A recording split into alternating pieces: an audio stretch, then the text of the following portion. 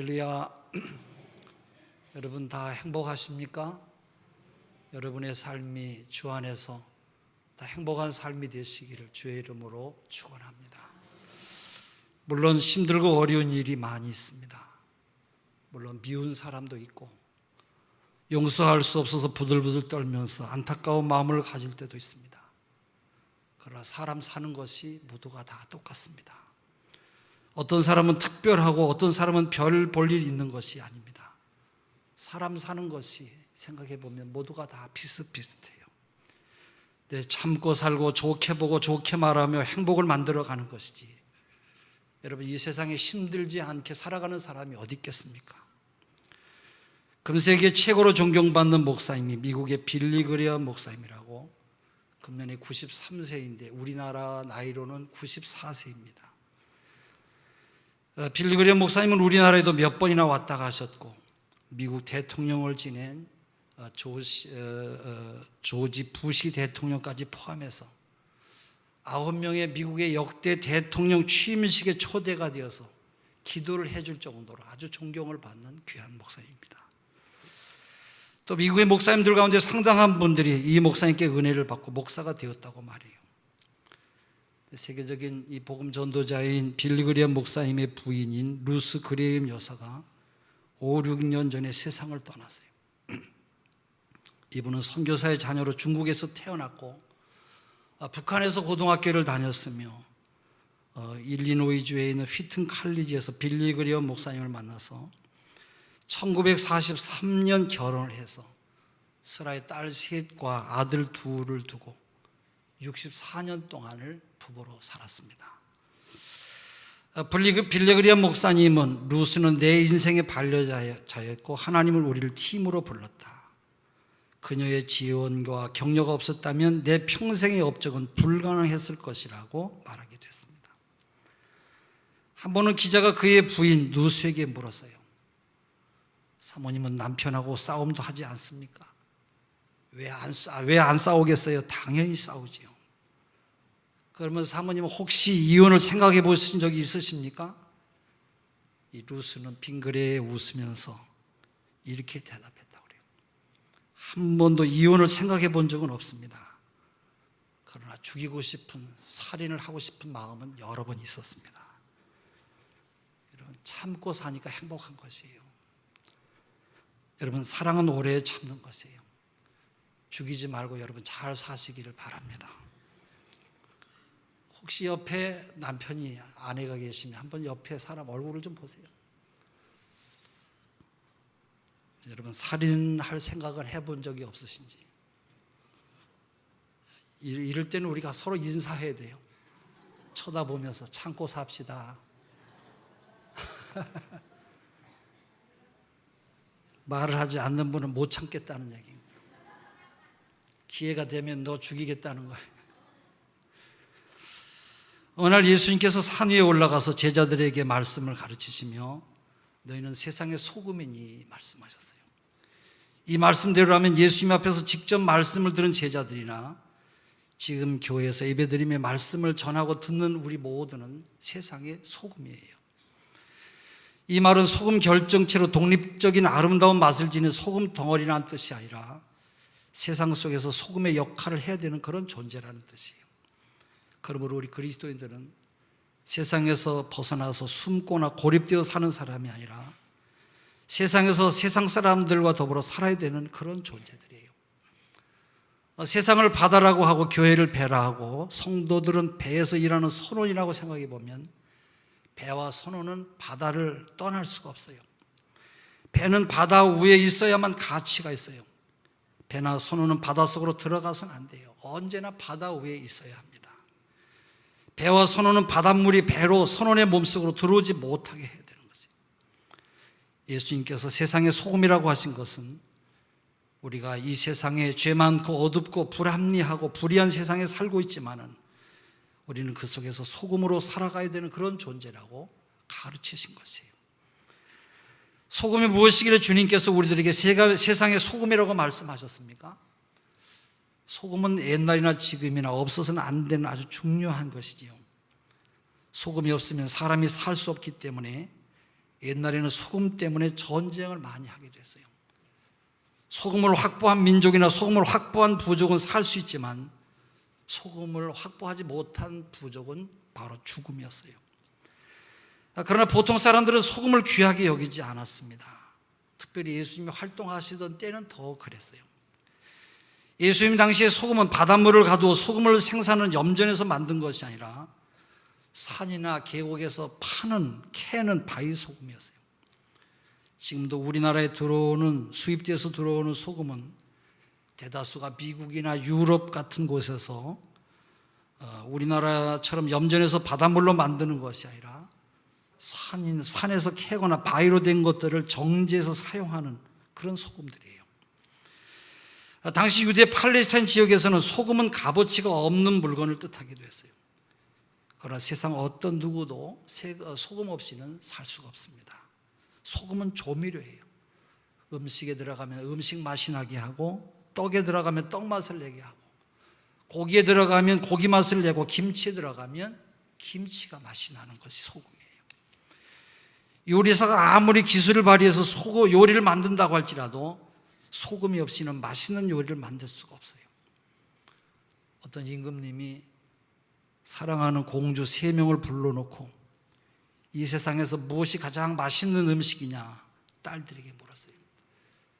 첫째 공주는 꿀이 제일 맛있다고 대답을 했고, 둘째는 참기름이라고 그랬어요. 근데 셋째 공주는 소금이라고 그랬어요. 임금님은 화가 났어요. 어떻게 소금이 맛있냐? 너가 아비를 놀린다고 화를 내면서 셋째 공주를 옥에다 가두었어요. 그 후에 이 소식을 전해들은 임금님이 요리를 만드는 요리사가 임금님의 음식에 소금을 하나도 넣지 않고 음식을 만들어서 드렸더니 음식이 너무 맛이 없어가지고 먹을 수가 없다고 요리사를 불러다가 호통을 쳤어요. 이때 요리사가 소금 이야기를 하면서 셋째 공주의 말이 옳음을 이야기하니까 그때 임금님이 큰 감동을 받았어요. 그리고 옥에 갇힌 셋째 공주를 풀어줬대요. 그 후에 이 요리사는 셋째 공주와 함께 결혼까지 해서 아주 행복한 삶을 살았다고 그래요. 이 전설 따라 삼천리입니다. 여러분, 소금은 이처럼 맛을 내게 하는 것이 소금이에요. 여러분, 생선회를 좋아하시는지 모르겠어요. 어떤 분은 간장에 찍어서 생선회를 먹는데 저는 고추장에 찍어야 맛이 나요. 간장 찍어서 먹는 분이 목사님, 생선회는 간장에 찍어야 제맛이 난다고 그래요. 저는 고추장에 찍어야 제맛이 나요. 고기를 먹을 때는 그러나 저는 소금에 찍어 먹습니다. 아주 조금 소량의 소금을 흉내만 내면서 먹어요. 어떤 분은 된장을 넣어서 상추에 싸서 먹어요. 여러분, 고기는 소금에 찍어 먹어야 이 고기의 제맛을 느낄 수가 있어요. 물론 고기가 주식인 서양 사람들은 소금에 찍어 먹습니다. 소금으로 절인 배추가 김치가 되면 아주 맛이 나지요. 이처럼 소금은 없어서는 안 될 조미료와 같은 것이에요. 기원전에 살았던 성경에 나오는 욥이라고 하는 사람도 소금을 조미료로 기록을 했어요.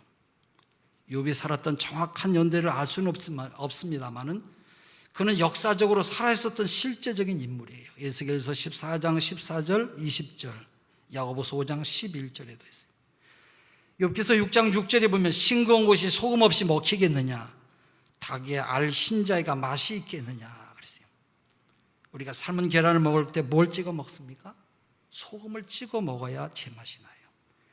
그 옛날 기원전에 살았던 욥도 아마 계란을 소금에 찍어서 아마 맛있게 먹었던 것 같습니다. 이처럼 소금은 싱거운 것에 짠맛을 내고 독특한 맛을 가지고 있는 것에는 새로운 맛을 내게 하는 바로 조미료와 같은 것이에요. 예수님께서 제자들에게 세상의 소금이라고 하신 이유가 어디에 있습니까? 우리가 이 세상에서 소금처럼 맛을 내며 살아야 된다는 그런 뜻이에요.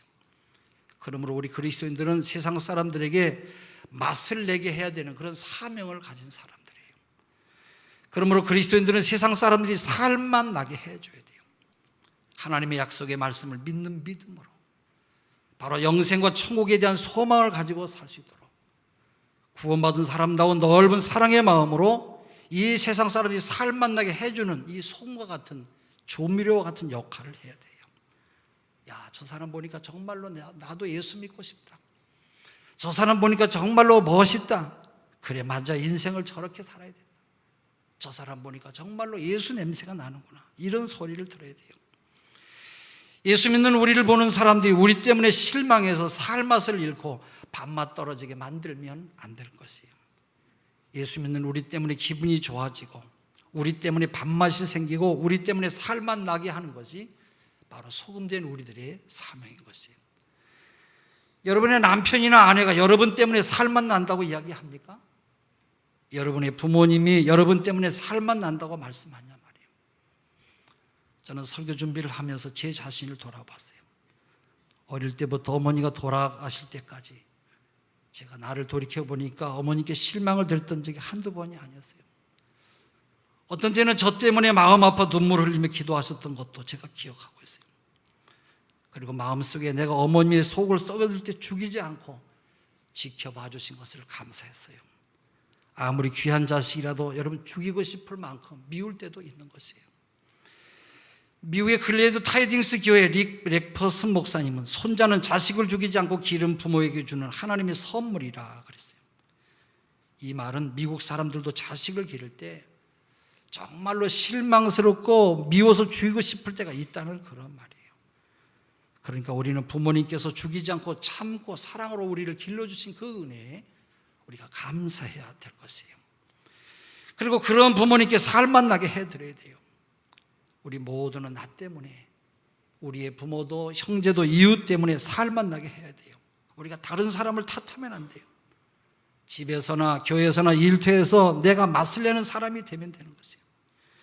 다른 사람 탓하는 사람은 자기가 소금 되기를 거부하는 사람이에요.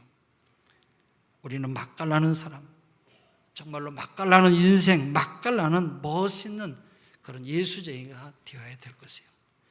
여러분 좀 특별하고 아주 멋있는 그런 예수쟁이가 되시기를 바랍니다. 우리가 째째한 예수쟁이 말고, 미지근한 예수쟁이 말고 정말로 멋있는 예수쟁이, 정말로 내가 생각해도 너무 괜찮은 그런 예수쟁이가 되시기를 바랍니다. 요한계시록 3장 14절에서 22절에 라오디아 교회가 이것도 아니고 저것도 아니었어요. 주님께서는 이 라오디아 교회를 향해서 너희가 차든지 덥든지 하라고 책망을 하셨어요. 여러분의 가정에서도, 여러분 일터에서도, 교회에서도 여러분 정말로 멋있는 그런 신앙생활을 할 수 있기를 바랍니다. 생기를 돋게 하는 사람, 맛을 내게 하는 사람, 살맛 나게, 일할 맛 나게 하는 사람, 여러분 그런 각자 여러분의 삶이 되시기를 바랍니다. 우리 교회도 남선교회, 여선교회, 교회학교, 찬양대 수많은 부서에 단 한 사람만이라도 살맛 나게 하는 그 한 사람, 일할 맛 나게 하는 한 사람만 있으면 돼요. 문제는 그 사람이 누가 될 것인가 하는 것이에요. 여러분 각자가 맛을 내는 소금의 사명을 감당하시기를 바랍니다. 오늘 본문 후반에 보면 소금이 만일 그 맛을 잃으면 무엇으로 짜게 하리요? 후에는 아무 쓸데없어 다만 밖에 버리어 사람에게 밟힐 뿐이라. 참 무서운 말이에요. 맛을 잃은 소금은 제 아무리 큰 바위만큼 산만큼 있어도 아무 쓸모가 없다라는 거예요. 소금은 짠맛을 가지고 있을 때 가치가 있고 맛을 낼 때 그 존재의 의미가 있는 것이에요. 마가복음 9장 50절에 소금은 좋은 것이로되 만일 소금이 그 맛을 잃으면 무엇으로 짜게 하리요?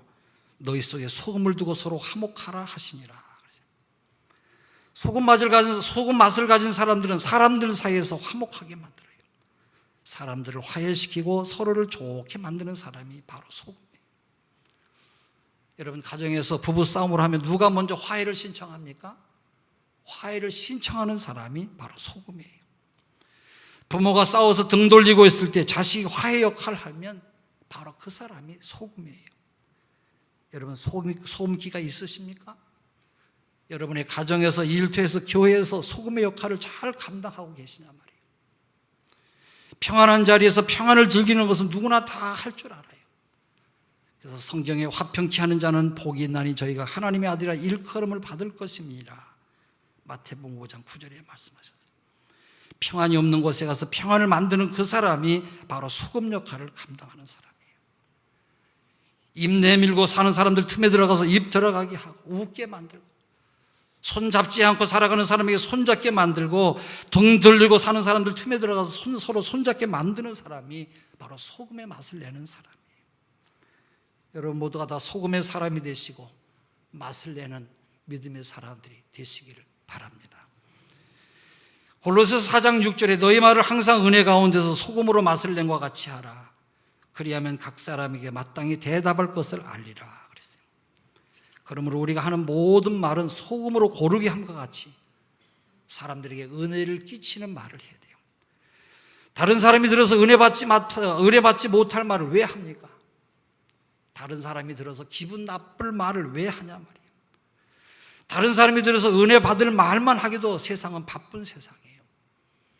에베소서 4장 29절에 무릇 더러운 말은 너 입 밖에도 내지 말고 오직 덕을 세우는 데 소용되는 대로 선한 말을 하여 듣는 자들에게 은혜를 끼치게 하라 그랬어요.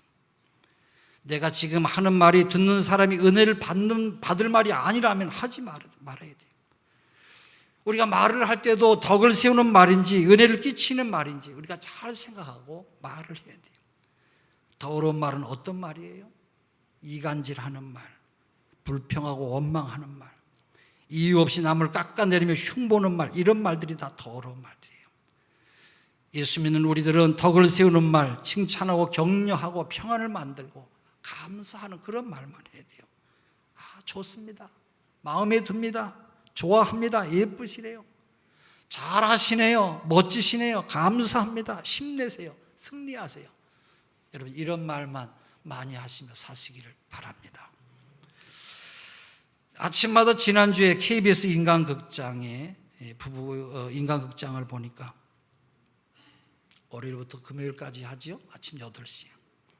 어느 날 부인이 실명이 돼서 어려움 속에서 살면서도 희망을 잃지 않고 살아가는 모습이 반영이 되었어요.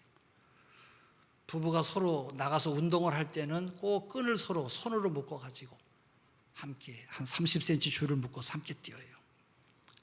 참 보기가 좋았어요. 기자가 물었어요. 부인에게 살다가 이렇게 실명이 돼서 얼마나 불편하냐고 물었더니 불편한 점도 있지만 좋은 점도 많이 있대요. 보이는 것이 없으니까 남의 말을 하지 않게 된대요. 저는 내가 보이는 대로 남의 흉을 많이 봤는데 이제는 남의 흉을 보지 아니하니까 그게 참 좋더라는 거예요. 내가 텔레비전 보다가 참 큰 은혜 받았어요. 너희는 세상의 소금이라 그러세요. 여러분 사람은 누구나 다 달라요. 그래서 다른 사람 셋만 모여도 그중에 꼭 마음에 안 드는 사람이 있기 마련이에요. 그렇게 좋아서 결혼한 부부도 여러분 빌리그리아 목사님처럼 훌륭한 사모님도 죽이고 싶었다고 하는데 남남이 만나서 여러분 그렇게 마음에 들게 사는 게 그렇게 여러분 쉽지가 않습니다. 그렇기 때문에 다투지 아니하도록 여러분의 몸에서 독을 내뿜지 아니하도록 서로 조심하면서 사시기를 바랍니다. 우리 사람에게는 특별한 독이 있다고 그래요. 부부싸움 할 때에 악에 받쳐서 말을 하게 되면 입김이 나오는데 과학자들이 그 입김을 모아서 독극물 실험을 했더니 놀랍게도 이 코브라 이 뱀에서 내뿜는 독보다 아주 강한 맹독성 물질이 나왔다고 그래요. 또 한 사람을 데려다가 타액 검사를 해보았더니 평소엔 이상이 없었는데 칸막이 속에 가두어둔 채 약을 올리면서 신경질을 나게 한 다음에 타액 검사를 했더니 황소를 수십 마리를 즉사시킬 만큼의 독극물이 검출되었다고 그래요. 화난 사람을 보고 독을 품고 말했는데 여러분 그 말이 맞아요. 그러나 즐겁게 웃고 난 사람의 뇌를 조사해 보니까 놀랍게도 독성을 중화시키고 웬만한 암세포라도 죽일 수 있는 이 호르몬이 다량 분출됐다고 그래요. 화를 내면 독을 품고 미소를 짓고 웃으면 암세포도 죽일 수 있는 좋은 호르몬이 생산이 된다는 거예요. 할렐루야. 여러분 어떻게 사시려고 하십니까? 독을 품고 사실 것입니까? 아니면 다른 사람에게 좋은 영향을 끼치고 좋은 여러분 호르몬을 만들어서 웃게 만드실 것입니까? 여러분들이 맛을 내어서 우리의 가정이 화목하고 교회와 일터를 평안하게 만드는 것이 우리에게 하나님께서 명령하신 소금의 맛을 내라고 하신 소명인 줄로 믿습니다. 저는 사도행전 5장 12절에 13절의 말씀을 늘 생각하고 이 말씀을 귀하게 생각하고 있어요. 사도들의 손을 통하여 민간의 표적과 기사가 많이 일어나매 믿는 사람이 다 마음을 같이하여 솔로몬 행각에 모이고 그 나머지는 감히 그들과 상종하는 사람이 없으나 백성이 칭송하더라. 믿고 주께로 나오는 자가 더 많으니 남녀의 큰 무리더라. 초대교회 성도들은 보통 사람들이 상종하지 않았어요. 쉽게 어울리려고 하질 않았어요. 그래서 사람들이 함부로 접근하거나 상대해주지 않았어요. 한마디로 별나게 확실하게 신앙생활을 하니까 사람들이 가까이 하지를 못한 거예요. 그러나 사람들은 초대교회 성도들을 칭찬했어요. 여러분, 우리가 잘 들어야 됩니다. 올바르게 신앙생활하면 칭찬받지만 동시에 비난도 받는다는 것을 알아야 돼요. 하나님 마음에 합당한 사람으로 살려고 하니까 칭찬하지만 여러분, 보통 사람과 같지 아니하니까 비난도 받는 거예요. 그래, 너 잘났다. 여러분, 남들이 내는 짠맛에 덕을 보려고 하지 마세요. 남들이 녹아서 맛내기를 기다리지 마세요. 내가 맛을 내어서 다른 사람에게 영향력을 끼치는 그런 사람이 되어야 될 것입니다. 세상에 끌려가며 살지 말고 세상을 끌고 가는 하나님의 사람이 되어야 돼요. 친구에게 끌려가는 사람이 아니라 친구를 끌고 가는 그런 믿음의 사람이 되어야 될 것이에요. 여러분들이 우리 학생부 수련회를 위해서 기도를 많이 해주셔서 엊그제 2박 3일 도고온천에서 실시한 학예 여름 수련회 프로그램에 우리 자녀들이 잘 다녀왔어요. 여러 곳에서 온 학생들이 약 1000명 정도 참석했는데 저는 가보진 않았습니다만 뭐 가보나 마나 얼마나 시끄럽고 얼마나 복잡하겠어요. 그전에도 보니까 목사님은 앞에서 설교하는데 뒤에서 물구나무 서고 삿가락질하는 애들도 있더라고요. 뭐 보나 마나 뻔하죠. 제가 목사 30년인데 예배 시간에 떠들고 뭐 난장판일 것이에요. 근데 우리의 교회 학교 학생들이 제일 말도 잘 듣고 질서정연하게 앉아서 맨 앞에 앉아서 목사님 설교를 제일 잘 듣더래요. 나는 그 이야기를 들으면서 너무 기분이 좋았어요. 정말 우리 선생님들이 학생들을 위해서 기도 많이 하고 수고를 많이 했구나, 그런 생각이 들었어요. 어려서부터 이렇게 잘 자라는 학생들이 성장해서 이웃에게 영향력을 끼치고 좋은 사람으로 살아가게 되는 것이에요. 여러분, 하루아침에 잘 되는 게 어디 있겠어요? 여러분은 어떤 사람이 되기를 원하십니까? 남에게 영향력을 끼치는 사람이 될 것입니까? 아니면 영향력을 받으며 사는 사람이 될 것입니까? 예수님은 오늘도 우리를 향해서 영향력이 있는 사람이 되라고 말씀하고 있어요. 오늘과 같이 사랑이 없고 불의와 죄악이 관영한 이 세상에서 소금과 같이 달고 구수한 맛을 내는 그런 사람이 되어야 될 것이에요. 우리 예수 믿는 사람들이 때로는 죄 없이 불이익을 당하고 천대받을 때가 많이 있어요. 왜요? 우리가 소금이기 때문에. 한국에 기독교가 처음 들어왔을 때 얼마나 천대를 많이 받았어요. 여러분, 왜? 모두가 다 소금이기 때문에. 그런데 그 이후 이 나라가 기독교 때문에 얼마나 많이 변화가 되었습니까? 춘원 이광수 선생은 기독교가 한국 문화에 끼친 영향에 대해서 몇 가지를 이야기했어요. 습관적으로 내려오는 미신이 타파되었고, 신문학이 발달했고, 여성의 지위가 향상되어서 남녀평등이 이루어졌고, 외래 문화와 문물의 개방되어서 우리나라가 이렇게 살기가 좋아졌고, 봉건주의 사상이 배제되었고, 양반 쌍놈을 편가르는 제도가 없어졌고, 일찍 결혼하는 조혼 제도가 없어졌고, 한글의 활발한 보급 등 여러 가지 교회를 통해서 이룬 일이 참으로 많이 있어요. 뿐만 아니라 여러 곳에 병원을 세워서 질병을 치료하고 하였고, 학교를 세웠어요. 그리고 교회를 세워서 수많은 인재들을 길러냈어요. 그 외에도 기독교가 여러분 한 것이 얼마나 많이 있습니까? 거기에 반대로 불교는 한국에 들어온 지 1500년의 역사가 있어요. 기독교보다 1400년 먼저 들어왔어요. 불교의 교세를 보면 전국의 사찰수가 태고종이 1800개, 조계종이 5700개, 합쳐서 7500개예요. 그리고 불교 신자는 1300명이라고 그래요. 기독교는 1884년에 맥클레이 박사가 고종 황제로부터 한국 선교의 허락을 받은 다음에 처음으로 한국에 기독교가 들어와서 지금 129년의 역사밖에 되지 않지만 전국의 교회가 5만 5천 교회가 되었고 교인 수는 약 1000만 명이 된다고 그래요. 불교는 기독교보다 역사가 1400년이나 먼저 들어왔어도 이 나라를 위해서 한 일은 기독교에 비하면 너무나 미미한 그런 형편이에요. 사랑하는 성도 여러분, 우리 신앙의 선배들은 멸시와 천대를 당하면서도 때로는 순교를 당하면서도 그 사명을 잘 감당했기 때문에 오늘 기독교가 있고 우리 민족이 이렇게 은혜를 받게 된 것이에요. 우리 신기천교회 성도들도 어떤 멸시와 천대와 환난과 핍박 가운데도 믿음의 사명을 잘 감당하시는 하나님의 사람들이 되시기를 바랍니다. 마지막으로 소금은 자신이 죽어지는 사명이 있어요. 요한복음 12장 24절에 내가 진실로 진실로 너희에게 이르노니 하늘의 밀이 땅에 떨어져 죽지 않으면 하늘 그대로 있고 죽으면 많은 열매를 맺느니라. 마찬가지로 소금도 맛을 내기 위해서는 녹아져야 돼요. 만약에 녹지 않으면 모래에 불과할 뿐이고 그러면 음식을 먹지 못하고 버리고 말 것이에요. 녹는다고 하는 것은 뭘 말합니까? 자기를 죽이는 희생을 말해요. 촛불은 자신의 몸을 태움으로, 여러분 녹여서 태움으로 어둠을 밝히듯이 우리 성도들은 이 같은 희생의 사명이 있음을 알아야 될 것이에요. 이러한 희생의 사명을 다할 때 우리의 가정이, 우리의 자녀가, 우리의 남편이, 우리의 아내가 하나님의 사람으로 돌아오게 될 줄로 믿습니다. 기도하겠습니다.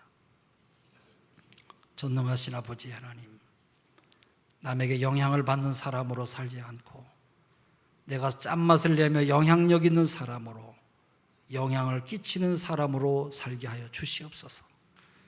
세상에 끌려다니는 사람이 아니라 세상을 끌고 가는 믿음의 사람들이 되게 하여 주시옵소서. 그래서 하나님께서 맡기신 사명을 잘 감당하는 믿음의 승리자들이 되게 하여 주시옵소서. 예수 그리스도 이름으로 기도합니다. 찬송